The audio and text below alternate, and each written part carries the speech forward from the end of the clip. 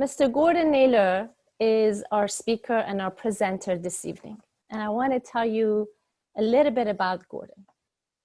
Gordon Naylor has been instrumental in creating, developing, and successfully implementing programs for the education and empowerment of children, youth, and families in North and South America. He has completed graduate studies in international education, clinical psychology, and educational administration. The development of human potential has always been the focus of Gordon's work. Gordon is an educator by nature and by profession. Mr. Naylor is the founder and the executive director of Nancy Campbell Academy, which opened in the fall of 1994 in Stratford, Ontario, Canada. This facility is a private organization which partakes in educating youth and providing them with the tools they need to survive in this world and to educate them further. I would be remiss if I did not mention the work of late Ellen Naylor, Mr. Gordon Naylor's wife, who shared with him the development, the establishment, and further the development of the Nancy Campbell School. So a little bit about the topic of the fireside this evening. As you saw it on the website, the gift of touching hearts with the most precious message. Mr. Naylor, over the next 40 minutes, will share with us some of his learnings in a space of meaningful conversation. In spaces where he has not only been a teacher, but he's also been a seeker for many, many years.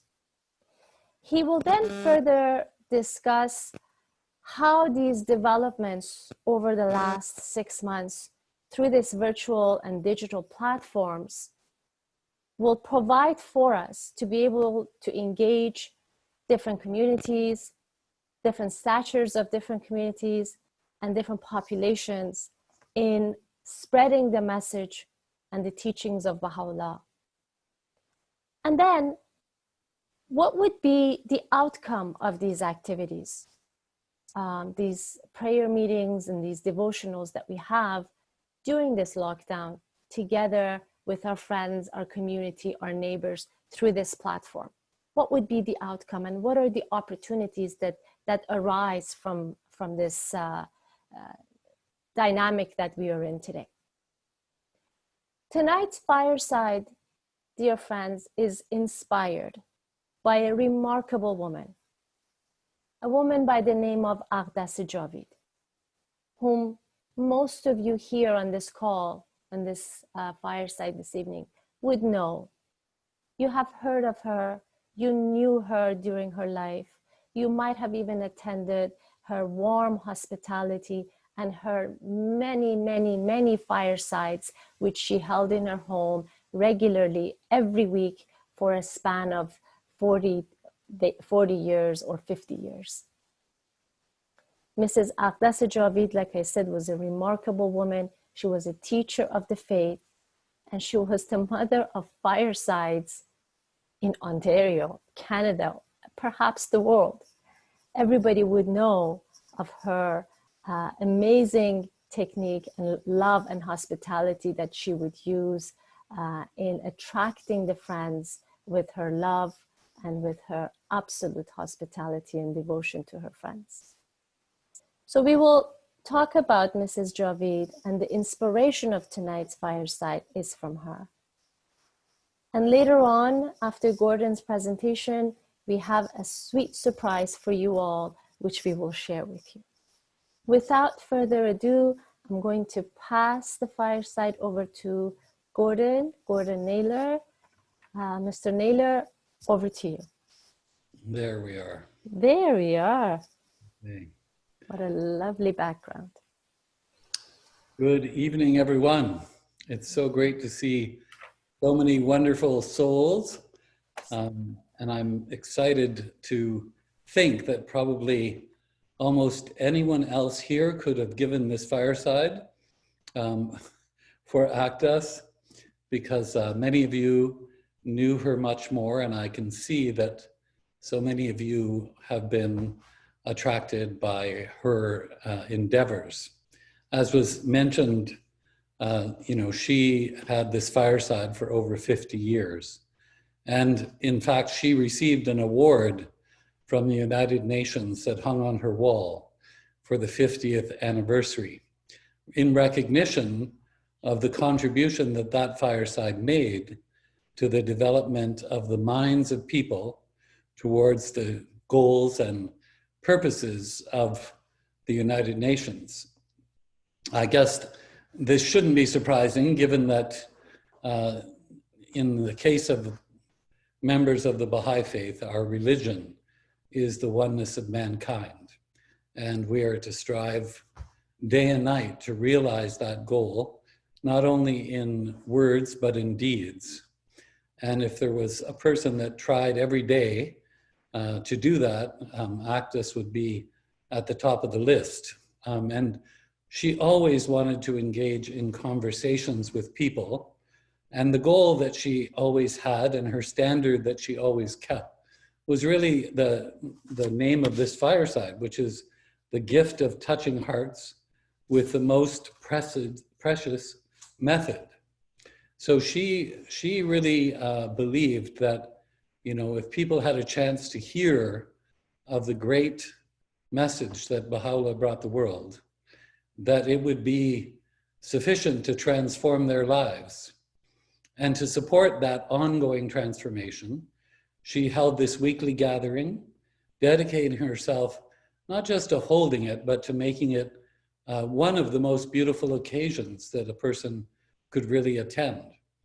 The diversity of people that were always present, the number of souls that would be there from all backgrounds.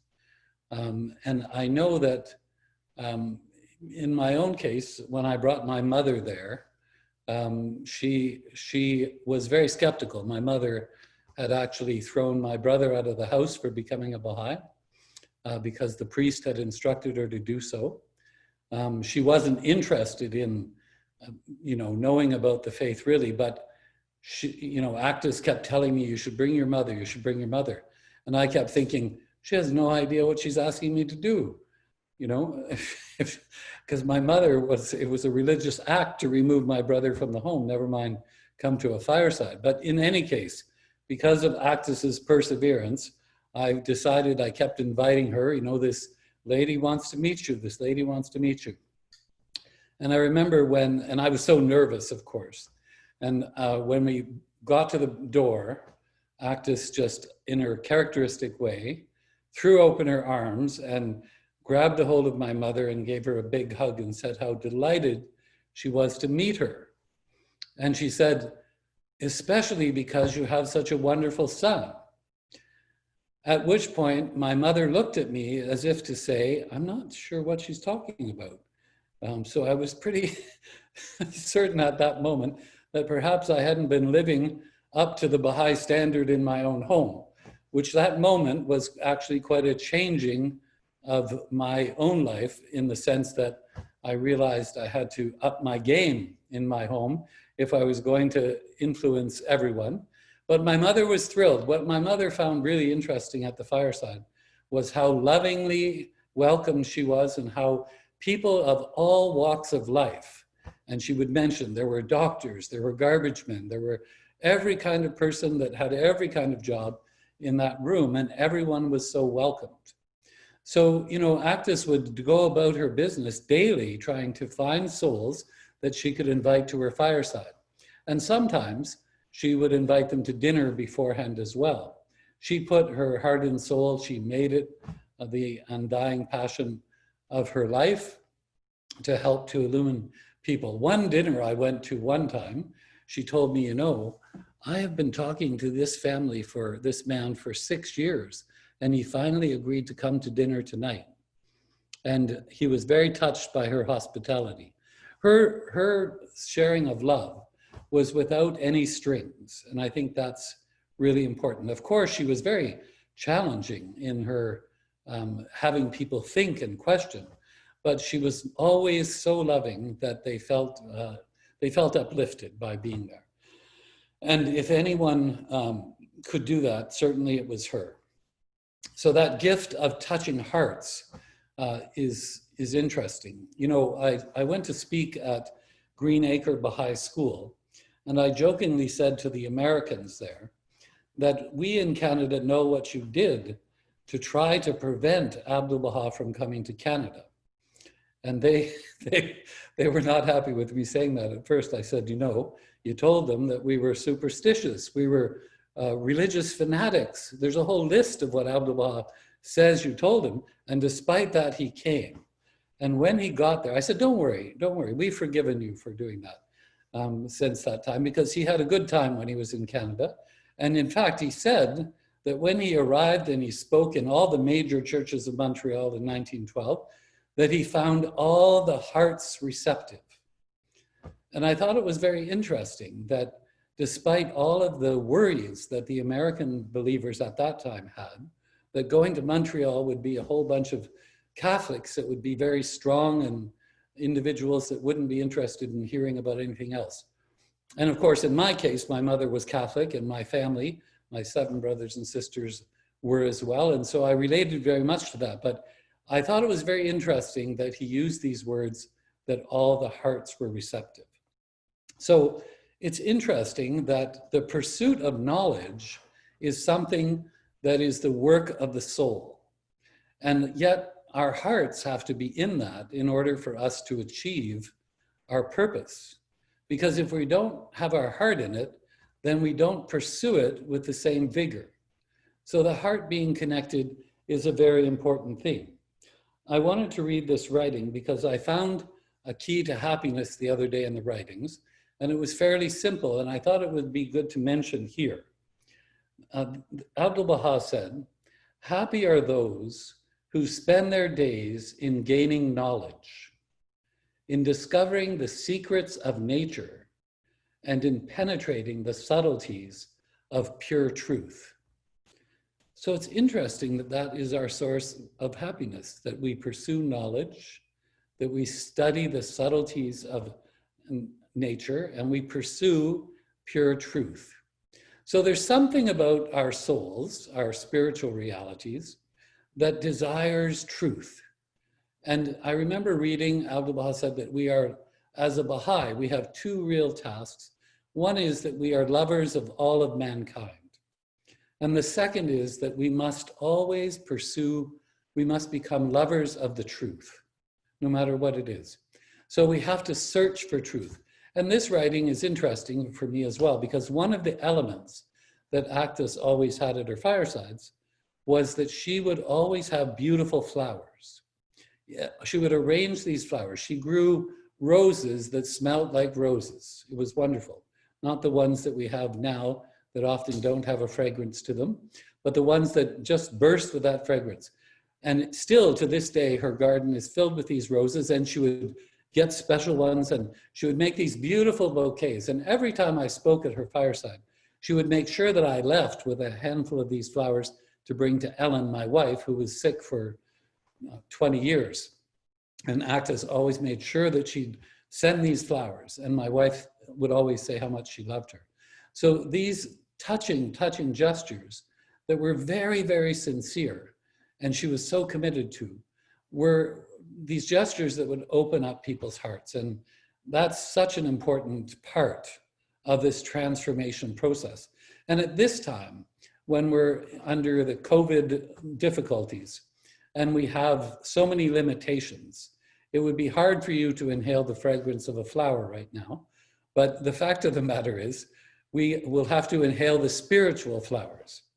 In a day of materialism, one of the things that I said at Aghdas's fireside, I was saying last night that she insisted that I was going to give a fireside at her funeral. And I was not sure about this idea.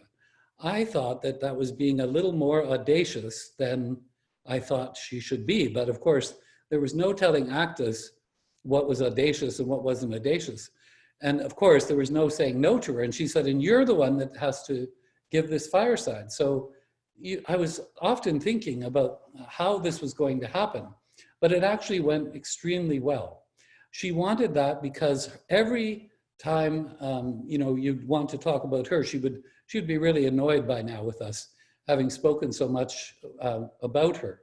But because she really wanted to make sure that the message of Baha'u'llah, that important world-changing message, would never get changed, and it would never lose its central position in her consciousness, and it should be on our minds. In the days of materialism is an interesting problem that the world's facing. It's probably one of the most difficult. I think God, with this COVID thing that's happened, we've all been given a chance for a giant time out, where we can actually step back and reflect. Now, most children, when you give them a timeout, they don't want a timeout. They want to be in. They want to be in the action. And if they're into monkey business, they really want to be in. So to actually have to sit back and reflect on what's going on in my life and what is significant is a very, very important thing. And it seems like the world has been given a timeout. And of course, I'm not to make light of it. It's been a tragedy of the momentous proportion for so many families, but it really, one cannot go through this kind of trauma and difficulty and not think about the things that we must learn in order to transcend it. But I like to think that one of the central messages of Baha'u'llah is that we are noble human beings. And what is that characteristic of nobility? What does it mean to be a noble human being? This is not something that somebody can give to us. It's something that we have had decreed to us by God. But how do we exercise that nobility? There's a writing where it says all of the great qualities of the Creator have been given to us. All the attributes have been given to us. But we must, education alone can bring them forward, bring them to bear on our life in this world. But our will is our will, which is free here. We have free will. And it's so important that God doesn't interfere with even the question that we might ask ourselves of whether or not he exists. He wants us to discover that for ourselves. We make that decision. And he doesn't even interfere if we make the mistake of believing that he doesn't exist. But he lets the process define itself as it moves along. So our free will is that power that we have to either turn to God and his messenger, or to turn away to whatever else might be available. And the problem with materialism is it's very seductive. The outcome of materialism is entitlement. When we pursue material things, we feel more and more entitled to more and more. And entitlement is the outcome. So it's a good gauge, actually, of what's going on for us spiritually, because the more we find ourselves pursuing material things as the main purpose of our life, the more we should realize that we're becoming more materialistic.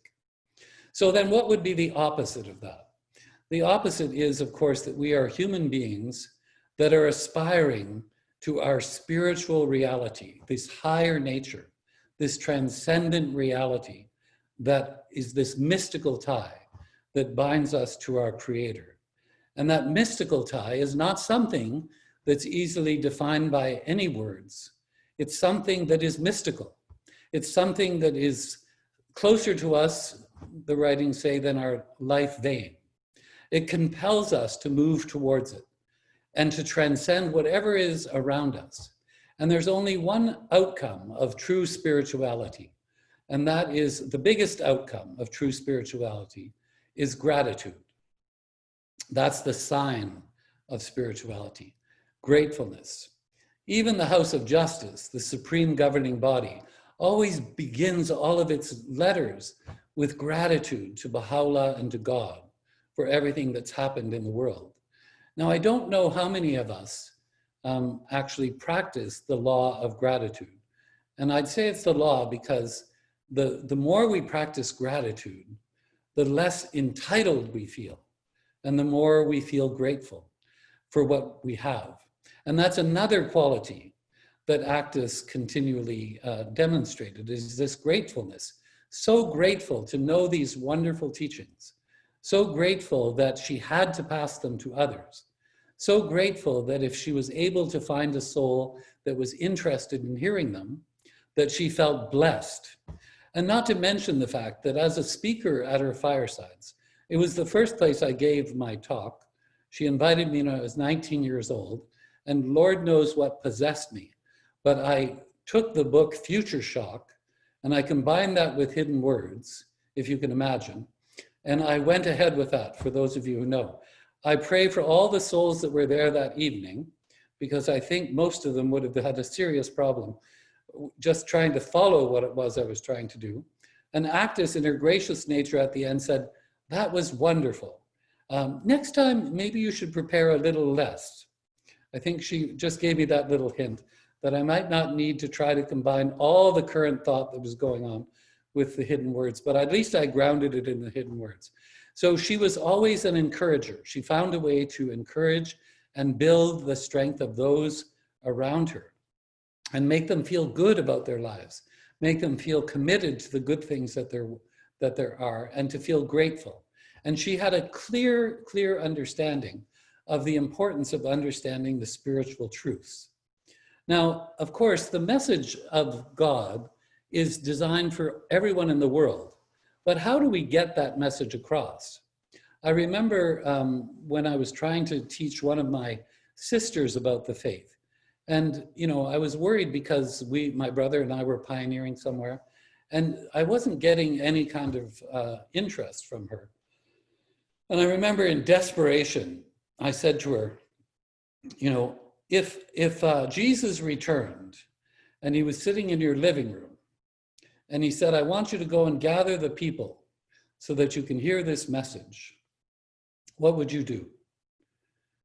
And she thought it was a strange question. And she said to me, "Well, I'd call up all my friends and tell them that, you have to come." And I'd say, "Yes, but then they'd say you're crazy." And she said, "Well, then I'd have to go and visit them and tell them." And I said, "So you would agree that it's not an easy thing to do?" And she said, "Yes, it would be extremely difficult." And I said, "Well, that's my problem. I'm sitting in your living room, I'm trying to tell you about this message, and you're just not getting it." And so she said, "Oh, okay, then I'll listen to what it is you have to say." But, people are in such a busy way that sometimes I think if we would stumble upon something wonderful, how is it that we'd be able to sort out whether it was wonderful or not?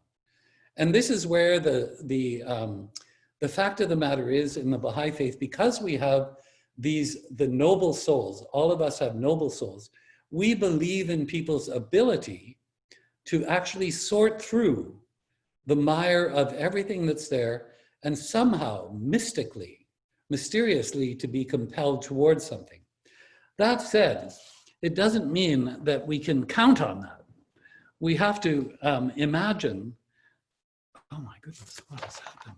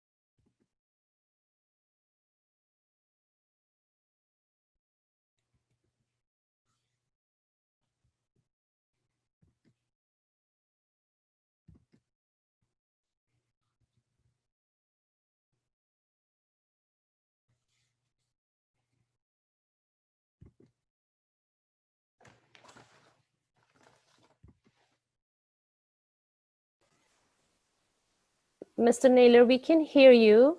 Oh, you can hear me? And we can see you. Yes, perfectly fine. Is it perhaps you can hear us? I thought this was a tragedy. No, we can hear you perfectly fine. Okay, well, that's good. That's good. I'm glad Sorry?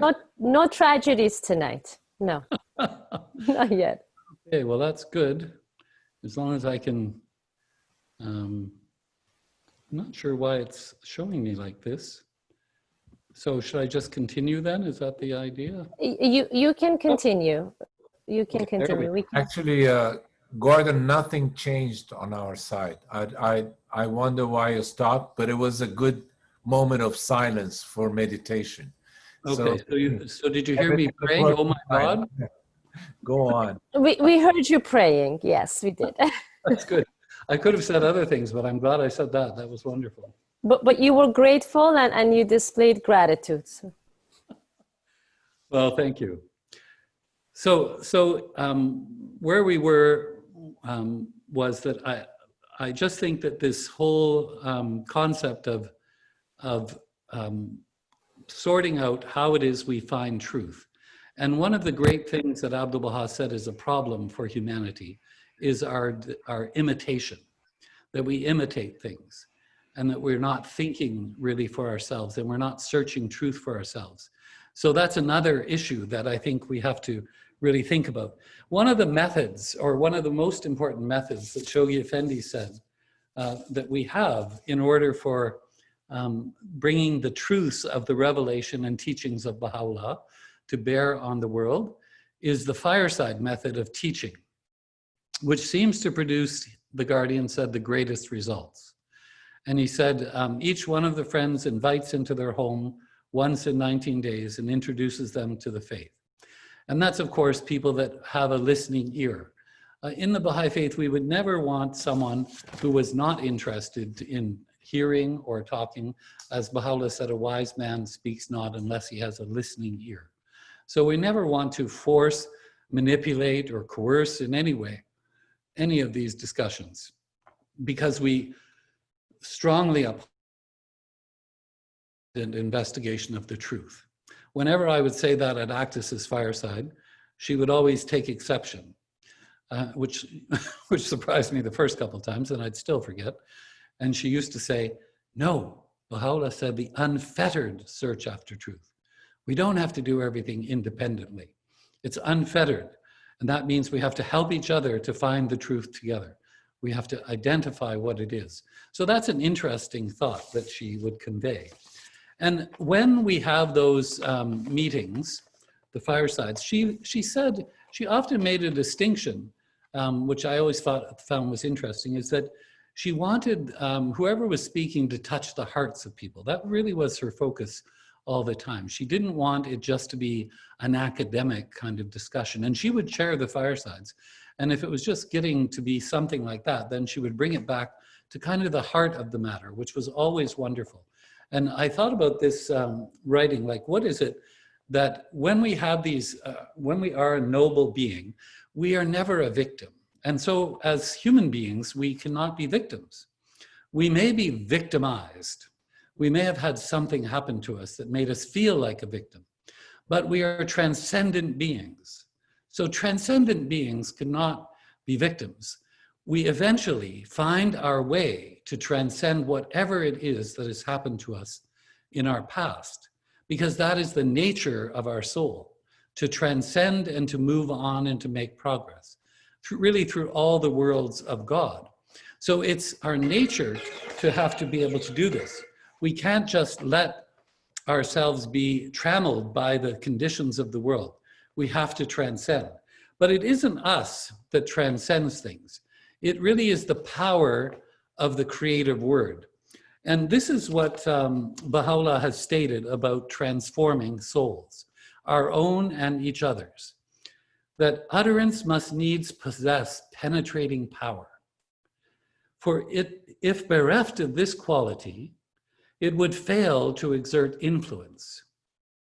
Now, of course, utterance is the word. And you know, in the book of John, the Bible, it says, in the beginning was the Word, and the Word was with God, and the Word was God. Everything we know about God has been expressed in words. The messengers of God have given us revelation in words. And that's why utterance must exert influence. Then it says, and this penetrating influence dependeth on the spirit being pure and the heart stainless.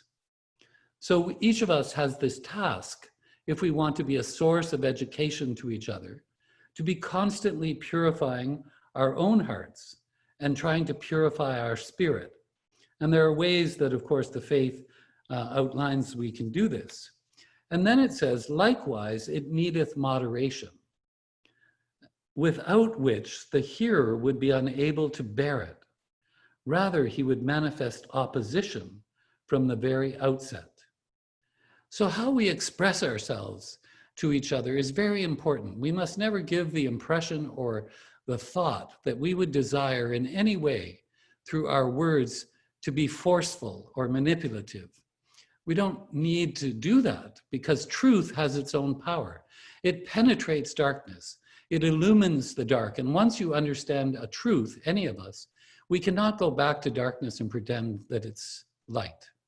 So the power of truth is what we use to transform things. So if we state something in too extreme a way, it can be very alienating. Even if it's true, it can be too dramatic. I remember on the National Assembly, we had some believers who were desiring to share the message, but they were doing it in a very, very argumentative way. And it resulted in some very unpleasant things happening. And I remember the House of Justice writing something about this, and they implied that the manner in which they were sharing the message had caused this problem. And it was a pretty serious problem.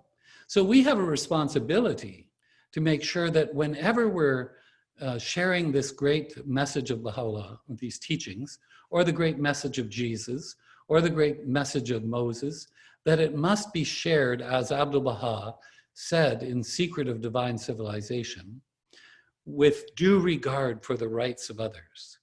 We're never going to force anyone to believe something that they don't believe. That's against our religion.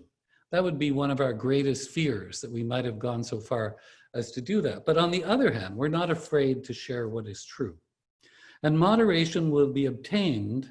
This is how he's saying, this is your way of being able to understand how to do something moderately. And moderation will be obtained by blending utterance with the tokens of divine wisdom, which are recorded in the sacred books and tablets. So when we blend our words with the words of God, that causes moderation to take place. It causes us to be moderate because the Creator and his messengers all spoke with this deep and profound respect for souls. There's even a tablet about the stages of the development of the soul, and I was touched to see that at one stage, the soul berates itself at one stage of development. And Abdu'l-Baha says, this stage is not acceptable. Not the stage. Berating oneself is not acceptable. It's beneath the dignity of the soul. We're not even allowed to berate ourselves. we have to encourage ourselves, we have to uplift ourselves, and we have to show that same love. So if you take a writing and you put it together with your own words, that writing creates a moderation, but it also creates intense transformation. Thus, when the essence of one's utterance is endowed with these souls of men, this is the station of supreme, thus when the essence of one's utterance is endowed with these two requisites, it will prove highly effective and will be the prime factor in transforming the souls of men. This is the station of supreme victory and celestial dominion. Whoso attaineth thereto is invested with the power to teach the cause of God and to prevail over the hearts and minds of men. Now, the other day I was reading something about Abdu'l-Bahá's life, and in this life transforming thing, they were asking him, it was Mr. Phelps who wrote the earliest book about the history of Abdu'l-Bahá's life, and he was asking about whether he liked other activities. And I just thought this was an interesting story. Being asked whether as a young man he did not seek amusement like others of his age, he replied, "At Baghdad, I rode on horseback, and at one time I had an idea that I would like to hunt. So on a certain occasion, I joined a party of hunters and went with them to the chase. But when I saw them killing birds and animals, I thought that this could not be right. Then it occurred to me that better than hunting for animals to kill them was hunting for the souls of men to bring them to God. I then resolved that I would be a hunter of this sort. This was my first and last experience in the chase." So that kind of hunting didn't suit. Of course, you can hunt, it just didn't suit Abdu'l-Bahá. And so he decided that he wanted to be someone who would ennoble the souls of men. And he would do that through utterance. So maybe what I'll do now, because we've had a long talk and we can have a number of questions, is I thought I want to just close, sort of stop at this point to say that the fireside is a way of us sharing knowledge. There are only a few ways that we can do this. And what a better occasion than to show hospitality and love, get to know each other, and to hopefully explore some wonderful questions about our souls and our pursuit for pure truth and our understanding of knowledge and increasing that. And you could not go to Aghdas's Fireside and not come away with new knowledge. It didn't matter which one you went to, and it actually didn't matter who was speaking. You always left with more knowledge than you thought you would leave with, and you were always uplifted because the power of the Holy Spirit was there. Now, the story I'm going to finish with is just one of my favorite characters or heroes in the Dawnbreakers, Mirza Qurban Ali. Mirza Qurban Ali was brought before the Grand Vizier. He was brought there with 6 other believers, one of them being the uncle of the Bab, who had just been decapitated and martyred by the Grand Vizier. Second in line was his inquisition of Mirza Qurban Ali. Mirza Qurban Ali was a renowned scholar of such repute that the Grand Vizier said to him, "I don't want to be the one that's going to have to kill you. I want you, why don't you declare yourself to be the Bab? You could declare yourself to be the promised one, and tomorrow 1,000 people would follow you, and then you could live." Mirza Qurban Ali said, "You're right, I could do that." And he said, "But actually more than 1,000 would declare themselves to be my followers. But there's one problem." He said, "I do not possess the power to change the human heart. This only the Sayyidi Bab possesses." This had an effect on the Grand Vizier. He was a little bit shaken by this. And he was so shaken that Mirza Qurban Ali thought he would comfort him a little. He said to him, "Why do you hesitate? The sooner he said, "My name is Mirza Qurban Ali.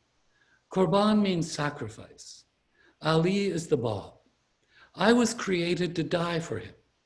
The sooner I have that happen, the happier I'll be. Don't hesitate. Then the Grand Vizier started to shake. He was so affected by his words. And he said to the guards, he said, take this man away. He's starting to have an influence on me. And Mirza Qurban Ali stopped them and he said to them, no, you don't have to worry, because this message is only for the pure in heart. That did not make the Grand Vizier happy. After that statement, he said, take him and kill him, and the other 5, don't bring them to me, I don't want to see any more. If they don't recant their faith, just execute them. And when they took Mirza Qurban Ali to the site of his martyrdom, where the Bab's body, the uncle of the Bab's body was lying there without his head, he rushed over to him. He picked him up in his arms and hung onto him. And he summoned the executioner, saying, approach and strike your blow. For my faithful companion refuses to release me from his embrace and summons me to my beloved. The executioner did execute him, and that moment threw down his weapon and said he didn't care if he was going to be killed himself for not executing the others, but he would never execute another one. And he spent the rest of his days telling this story that I just told you about Mirza Qurban Ali. This is a cause that transforms souls. It can take a gnat and make a gnat into an eagle. And powers are reinforcing from the world beyond this one. I'm going to finish with this one quote that actually Laudan shared with me, and I just actually love it, because it's a quote from the Bab. And this quote was said to be in the prayer book of Amelia Collins, and it was on the desk of Shoghi Effendi. And it says, the Bab's words, death does not separate the soul of the believer from his previous scene of activity, but only increases his powers. All those who work in this great cause will continue to do so, whether they are in the body or out of it. If martyred, they will attach themselves to those who can best secure this influence, and the power of these will be doubled or quadrupled by this dynamic assistance of those who have already left the scene of outward action. I am confident that Aghdas is still doing her work. 50 years was not enough for her. She'll be doing it for eternity. Thank you very much. Thank you, Mr. Naylor. Thank you. Truly inspiring. Very, very inspiring. Thank you for those words. I think it's very befitting that with these words, we follow with a short video that we have of Mrs. Javid. Nason, do we have the video ready? So I'm gonna restart it, okay? Thank you.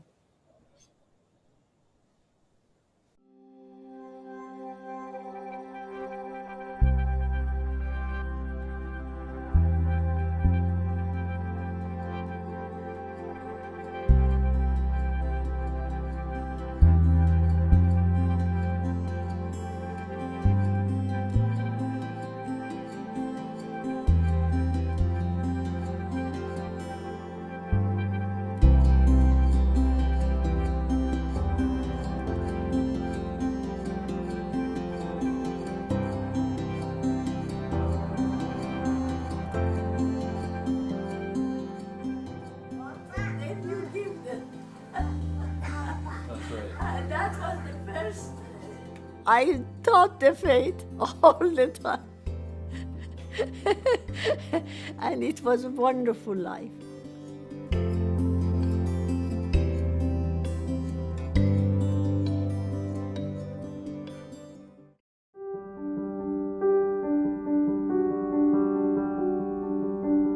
The Baha'is believe that there is only one God that has created all of us and all the universe. And God loves us. Therefore, He sends messengers to educate us. The best explanation is the world is like a school, and God is the principal, and the teachers are the teachers to educate children from grade 1 to university. All the messengers of God that have been sent by God all during the years that we have knowledge of or we don't have knowledge of, there have been always messengers coming to educate humanity. Abraham was one who said there is only one God and taught the people religion. Then after Abraham, Moses came, and Moses brought laws and instructed the people on religion. And then when the time of Moses was finished, Jesus came, and He taught life after death, and also He told us about love. After Jesus, Muhammad came, and he really changed the world for administration of the world. He brought nationhood and the station of women a bit higher than what it was before. And of course, every one of them foretold of the coming of the next one. The Bahá'í Faith is the latest religion of the world after so many different religions that Baha'u'llah was foretold by all the religions to come.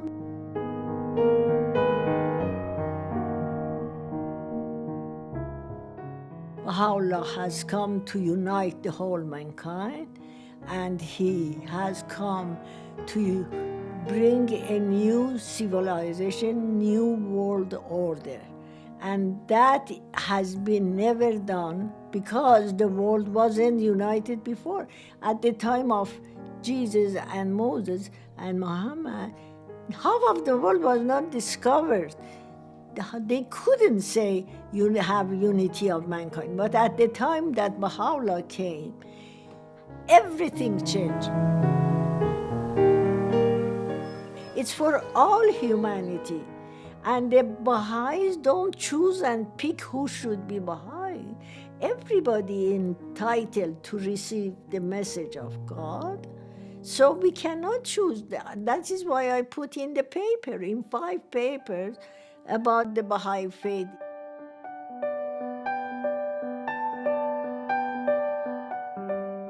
It was wonderful. It was wonderful. It was wonderful. So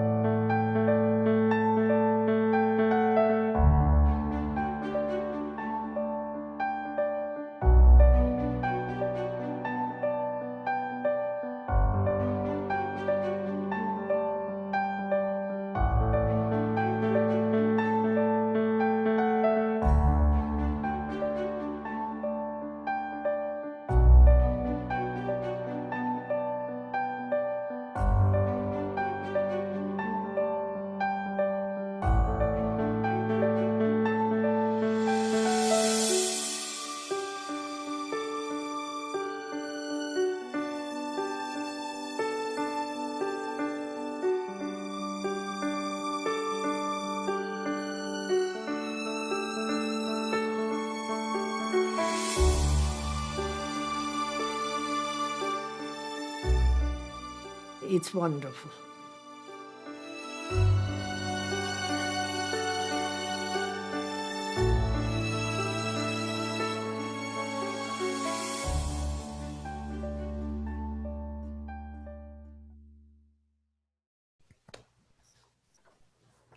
Thank you. Certainly a treat to share that message this evening and to see Aghdas. and get a glimpse of her kindness, her hospitality, and the warmth that she demonstrated as she was having her firesides. The one sentence that resonated with me from this short clip was, it's not up to us to decide who is a Baha'i and who isn't. We must share this message of love, this gift with everybody, unconstrained and with absolute kindness, with pure utterance, and with a token of wisdom as well, just like Gordon spoke to us just a few minutes ago. Friends, at this point, I would like to ask those of you who do not have your cameras on, if you can and if you like, we would love to see your faces as we engage in conversation together, and over the next 30 minutes, share some thoughts, some experiences, perhaps stories about Aghdas, or your experiences with Firesides. If you can turn on your cameras, would be absolutely fantastic. We'd love to see your faces. And then I would also want to remind you, for this next few minutes, if you have questions, specific questions for Mr. Naylor, please put them in the chat box, and then I will be reading those off to Mr. Naylor to answer. But before we go to the questions, I see Ladan. She's with us here tonight. Ladan, I don't want to put you on the spot, but if you like to share some thoughts and memories with us on this very special night. And I must say this, if some of you are wondering why we're hosting this fireside on a Monday night, as opposed to the regular Sunday nights that this fireside is held, is because tonight is the 2nd year anniversary of the passing of Mrs. Aghdas Javid. So this is truly a commemoration for her as well. Ladan, do you want to share any thoughts with the friends here tonight? Sure. First of all, I want to thank you so much for this beautiful tribute, and of course how apt that it should be Gord, because Gord was probably the most loved of my mother's sons. And my mother had a few sons that she had adopted, and of course Gordon was at the top of the list. And she loved him with all her heart, and especially because he was such a wonderful teacher, and he had contributed so much to humanity by all of his educational activities. Case in point, my children went to his school, and I'm forever grateful for that. What I put on my mother's gravestone was I think it's one of the words of wisdom of Baha'u'llah. It's a tablet, which is the source of all power and courage and power is the promotion of the Word of God, a promotion of the Word of God and steadfastness in His love. And I think, to me, my mother sort of embodied that, because she was a very powerful and a fearless woman. She had absolutely no fear. And I think, first of all, because she had promoted the Word of God so for her entire life, so it had given her more power and more courage. But I think one of the reasons why she had such influence and was so effective in spreading the fragrances of God was that she had a conviction that this was really the only remedy for the human race. She knew to the depths of her heart that this was the truth. There was never any hesitation or doubt. And I think when you share something with that conviction, and of course because of that conviction, she had this overarching love for all of humanity. Then it seems that she knew exactly. became very capable at seeing what the other soul needed, and would then deliver it with great wisdom.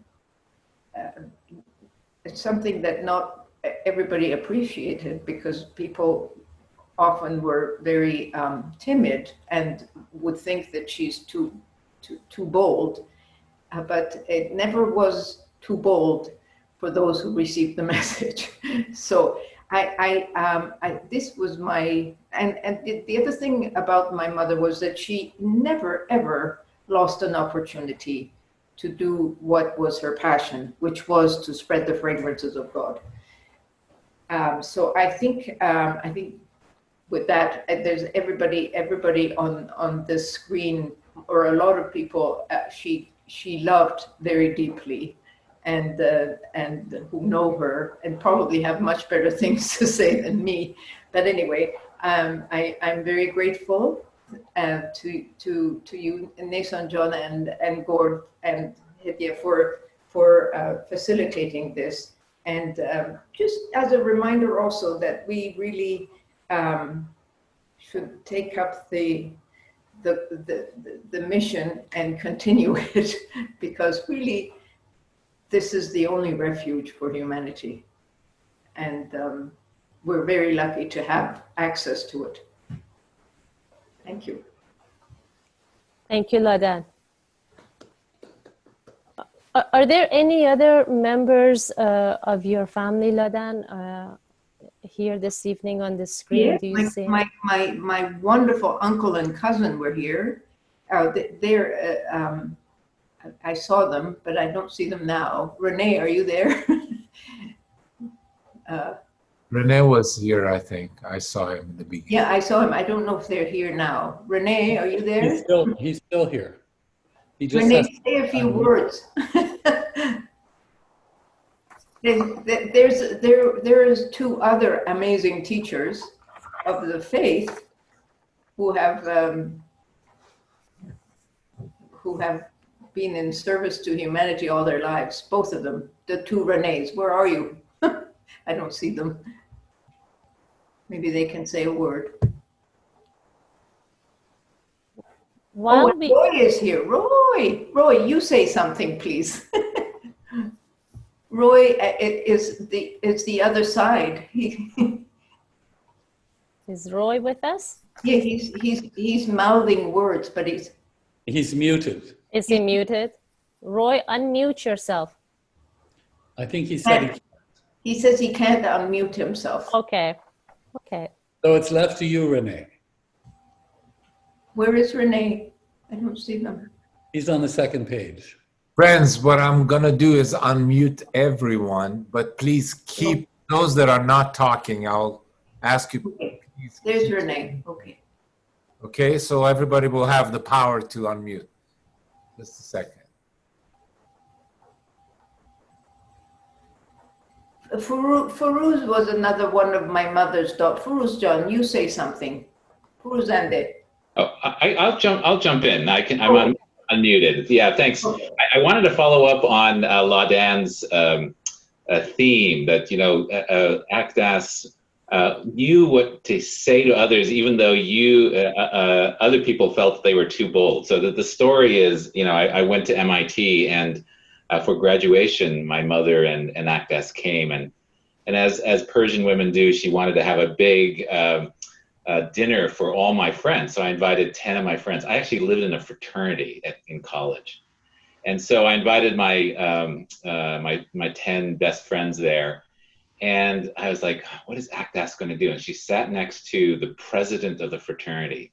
And for the entire dinner, she just kept talking about the Bahá'í Faith. And I was just like cringing in my seat. Oh my God, what? She's got it. She's not being wise. She's going to turn him off. And at the end of the dinner, he came up to me, and I was started to apologize. I'm sorry, my aunt can sometimes be a little. And he turned to me and he just said, "She was wonderful." And he turned, he was a very intense born again Christian. And so I was like, really? And he says, yes, I can't wait to read the books she's giving me. And so lo and behold, she gave him books, which she so happened to have, and he ended up becoming a Baha'i. And another member of, we had 4 people in that fraternity become Baha'is as a result of this. If I had stopped her, if he had acted on my uncomfortableness, all of that, and we just had this 30-year anniversary and of our fraternity, and running into these guys who, their entire lives are transformed because she sat next to them at this dinner. And I'll never forget that mismatch between what my perception was and what reality was. Thank you for sharing, Renee. Absolutely. And I probably can attest that most of us here on this screen have been in those types of situations, certainly. But that's what touching hearts, I guess, is about. That's what Gordon was speaking about, is that sincerity and that love in your heart and that motivation, that pure motivation that impacts and it kindles the hearts of humanity. While we get ready for Firuzandejun to give us a few words, I have a question here in the chat box, and I would like to pose this question to Gordon. And I think this is probably something that's on a lot of our minds all the time as we think about hosting firesides. So the question says, I would like to know, how does Mr. Naylor suggest is the best way to invite people to firesides? What do we say to start an invitation process? Well, that's a good question. And I think well, first of all, there's no simple answer to that, but I would say creatively. I think that invitations should be given and also made beautiful. So I think when people, I think Aghdas would constantly invite, and so persevering is also something that she would always say, because just she wouldn't take it personal that invitations had been given and somebody was unable to come, and she would keep generously offering, unless the person said they weren't interested, and then she would discontinue. I think she felt that that was the one thing that made a big difference, was this, be kind to people and keep inviting them. But she would also she would become involved in many things in the community, and she would invite like-minded people. She also, you noticed in the film, she also had United Nations dinner. She was a real supporter of United Nations events and activities, and she would have a United Nations tea every year where she'd invite many other people who may not be directly interested in the faith, but were supporters of the oneness of humanity. So she kind of had different layers of activities, different types of activities. One, I think what the Fireside's about is often a key. Sometimes if it's a fireside about healing, many people are, suffering from illness, and, prayers can be said, and understanding the spiritual nature of healing is something that's an important subject. And she often had me talk on the subject of life after death, and she would do it so that anyone that had lost anybody, she'd invite them and say it was in honor of their loved one. And in the beginning, we'd say the names of each person, and then we'd have prayers for them, and we'd have a talk about what were some of the teachings about life after death. So, trying to make sure that the fireside is meeting the needs of the people that we're inviting.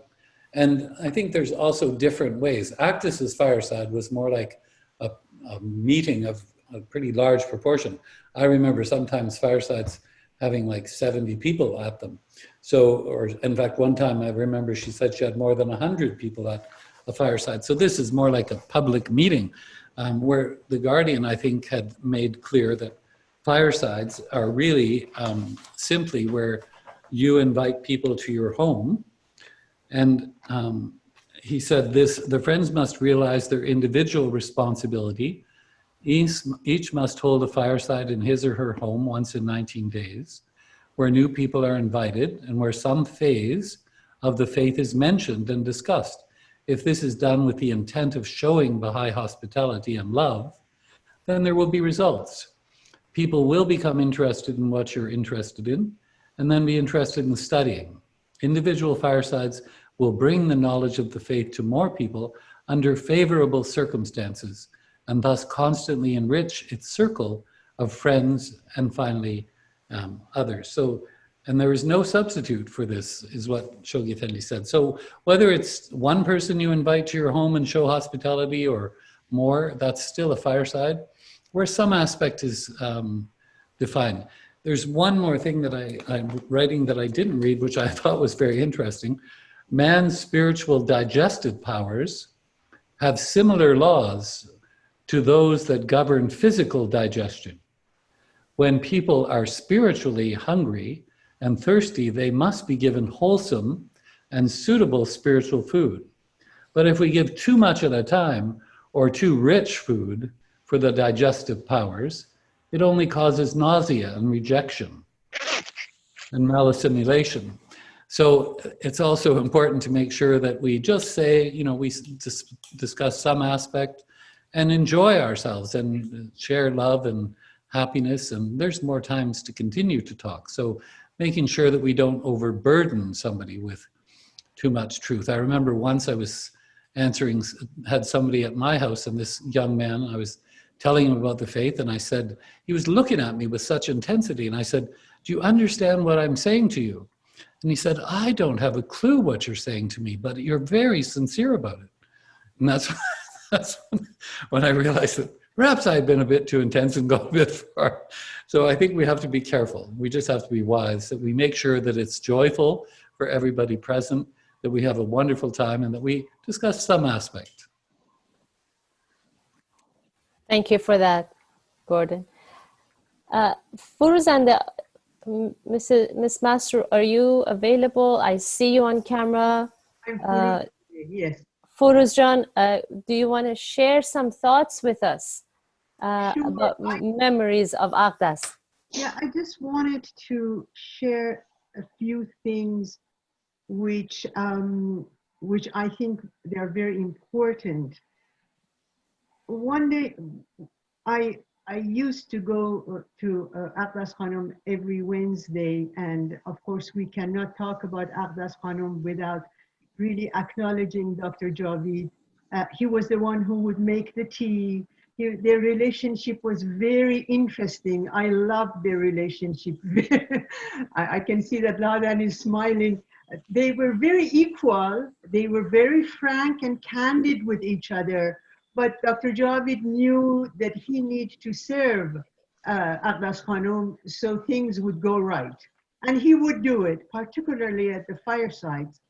But one day when we were sitting there, Aghdas Khanum told me, and I hope, Ladan Jan, I'm permitted to say that, but this is important. I asked her, Aghdas Khanum, why don't you share with me when you went to Haifa and you saw the Guardian, what happened? And so Aghdas Khanum told me, you see the kids, I don't know if the kids were small or whatever, but Dr. Javid asked me, Mrs. Javid, not to get too close or ask questions and be visible too much, because he thought that probably the Guardian would ask them to do certain things, probably go for pioneering or stuff like that. So he just wanted to make sure that everything is safe and they would go back to Iran, and they had plans to do. So Aghdas Khanum, of course, accepted, and he stood away from the Guardian. And they meant to go to Germany. There was a plan that they would go to Germany. And as the Guardian was passing the pilgrims one by one, he would turn his face to Aghdas Khanum and he would say, you should learn English, Mrs. Javid. And it was how Aghdas Khanum got back to Tehran and had a teacher to to learn English. And I want you to know that Mrs. Javid had a particular power in her, that it wasn't that she was very powerful only. She could bestow power on others. When Dr. Javid passed away, she said to me, I want you to chair the funeral meeting. I took one look at her and I thought, Aghdas Khanum, are you sure? And she took one look at me and said, yes. And by that one word, the power was created. I mean, she shared her powers with others, and probably this is the least I could say about her. I miss her almost every day. Thank you, Firuzjan. That's so inspiring. Thank you for sharing that. That not only having a specific power of instilling love in people, but also having this power of bestowing power upon others. By asking others to do something, you give them this reassurance to rise up. And clearly Mrs. Javid had that. There's a question here that I would like to ask Mr. Naylor, if possible. Gordon, the question says, we talked a lot about how Mrs. Javid had this amazing love and hospitality, and that she received people in her home during the fireside as such. And that spirit was absolute key to make these firesides what they were. So the question says, what do you think Mrs. Javid would do if she was here now during the pandemic and had to do firesides through this format, through this platform? How would she use that talent that she had with the power of love and hospitality to create this spirit in her firesides through Zoom? What would that look like, perhaps? Well, one thing that she always did is she understood the attraction of souls to beauty. And, you know, that's why I think she always spent time with the flowers and so on. So I think we can make our Zoom pictures look great. We can make them beautiful.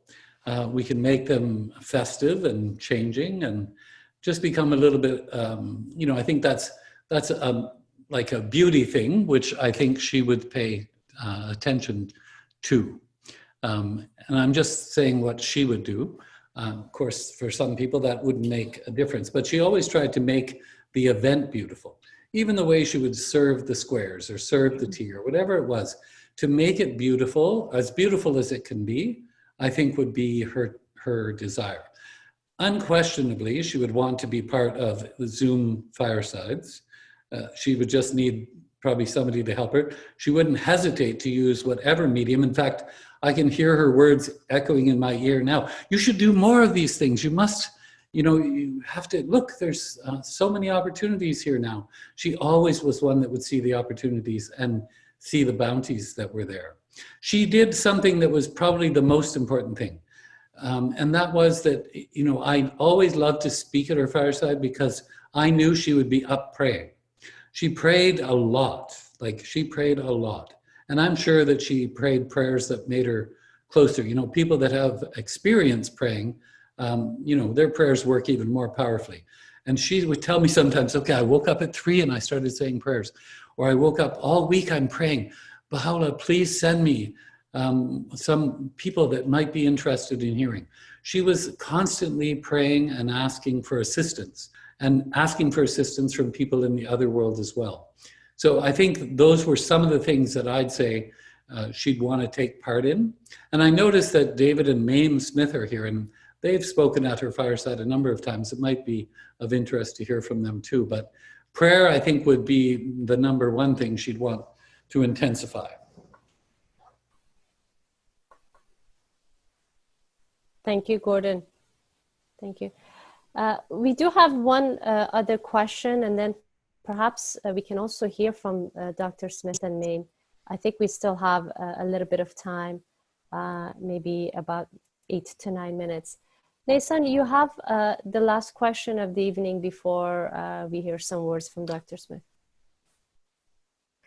Well, I didn't have any specific question. I was also wondering if Aghdas Khanum would enjoy this new dimension, which is the virtual space in which we are all learning, and younger and older generations are using this as a way to unite. And in a way, it's interesting how COVID has, in a way, separated us, but in a way also united us. So my question to Gordon is, okay, so I also agree that she would be here conveying her love digitally somehow, welcoming people digitally without having them in their living room, and inviting them for a space that, although is virtual, it could also convey her love. But my question, Gordon, is how can every one of us actually reproduce and do this? It doesn't have to be with 50 or 100 people, it could be with 15. How can we use this tool? And you are a guy that is involved in education and in technology. So what is your advice for us? What is this new dimension of Fireside that we can actually use this technology, Zoom and whatever, Skype and whatever? What is your advice for us? Well, thank you. I want to say, first of all, I think you're doing a great job of using it. And we're doing a great job tonight. I feel like the spirit of what's happening tonight is really warm. When I first started speaking on some Zoom calls, I thought, I don't know if this is going to be easy to do or not, but I felt the same ease and I felt the same assistance that I would get at Aghdas' Fireside tonight. So I really feel like it's happening as opposed to something, but it does go with a statement that I've often thought about. You can't guide an object that's not in motion. That's just a fact. So if it's the desire of someone to hold firesides on Zoom or in this medium, we have to start, even if we start with one friend. When I was last at the World Center, I remember the Irish friends had said they had a great luck bringing lots of people to devotional meetings and firesides and other things. And they said what they learned is the more they said in the invitation, the less people came. And what they found was if they would invite them to say, come to the fireside, help me out with this. We're going to discuss spiritual concepts on this subject or something. People would come, and it doesn't have to be a lot of people, like we said. So I think making a start. I know I met a lady who does firesides from 9 in the morning till 11 at night, and she has hour slots, and she does these firesides with people all over the world, and all they have to do is tell her they want a time. She gives them a time, and she has these discussions. And she's made, she's made answers to certain questions, so she can find the writings that she needs. But that's her method of what she did. And she said it just kept growing. And she wanted only to have like 10 people so they could have a really deep discussion. So that's why she was assigning them to different places. So she'd mix them up from different countries. They would have these deep discussions, ask their questions, and then they would go on to what do we want to do the next time. So and then she would connect them with the local Baha'is wherever they were so that they can become part of those meetings. So I think that issue of, you can't guide a dog, you can't guide a baseball, you can't guide anything if it's not emotion. So if it's our desire to share the message, we can post on social media. We're starting, a fireside if we want. We can invite specific friends if we don't want it to be such a big event. And we can just take some quotations and start with that. Or we can have a devotional meeting. And after the devotional meeting, one of my friends had devotional meetings every Sunday for their neighborhood. They came. After a while, the neighbors started asking questions like, what does the Bahá'í Faith think about life after death? Then they decided, okay, they'd have their devotional, they'd have their meal, And then they'd invite a speaker to speak on the subject afterwards. Whoever wanted to stay could. And they had a lot of people staying, and they started to have many opportunities. So I think whatever the method that we want to use, the goal is to uplift people's souls, to meet their needs, to be of service to them. And if we're trying to be of service to them, I think they'd be attracted. And then to put ourselves as doing that duty. If the Guardian said we could do this once every 19 days to have a fireside, I think it's a good goal for us to have online as well. Because we don't just need, a few big firesides. We need really hundreds and hundreds of people sharing these teachings and learning from each other, discussing deeply different quotations.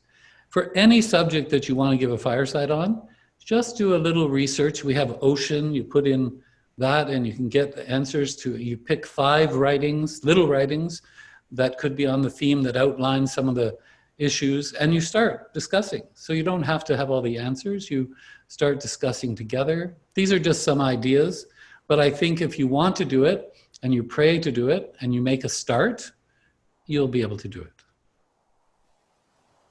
And Aghdas always utilized the people that came to find other people. That was her, like she was unrelenting. She would say, oh, I'm so happy you came. Do you have any aunts and uncles that might be interested? Do you have any of your relatives? Do you have any friends? And, she'd be so excited when somebody else would come. So we have to show them we're excited that they've come. And, not with strings, not with expectations, but just that we're happy to be together. Because you could tell from that video, Aghdas, when she says love humanity, you feel that love for humanity, no matter who you are. So we have to convey that. People need to know that they're loved and they're needed. They're needed to grow this kingdom. We need a lot of help. Thank you, Gordon. Thank you so much for those tips and advice. Certainly, sorry, let me just get rid of something on my screen. Sorry about that. Thank you for sharing those thoughts with us. Amazing, amazing learning, amazing spirit that we have here, even on this Zoom, which I think it's transpired from the love and spirit of Mrs. Aghdas Javid. And like that quotation that you read, it is continuing. She's continuing her work from the other realm and inspiring us here tonight. We have about just a couple minutes left before we can close off the Zoom. If there are any other last comments from anybody, we would love to hear it. Renee Steiner is here. Probably we can ask Renee. Renee, go ahead. Thank you. Okay, I'll say something. The thing that always struck me about Aghdas was that she would have made a great general, because she knew how to give orders, she was persistent, and she was consistent, and she never gave up. That's the only point I wanted to make. She was a general. She would have made a good CEO. I bet. You absolutely need lots of organization and leadership in conducting what she did and accomplishing what Mrs. Javid has accomplished over a span of 4 to 5 decades of continuous firesides, continuous love. The organization needed to have that sort of discipline. It's over 50 years. 50 years. Thank you. Over 50 Over years. 50 years. More than 5 decades. Every More week. than 5 decades. Every week. Firesides every week. So definitely you need that regimented, clear discipline to continue with that consistency. I certainly learned a lot here this evening.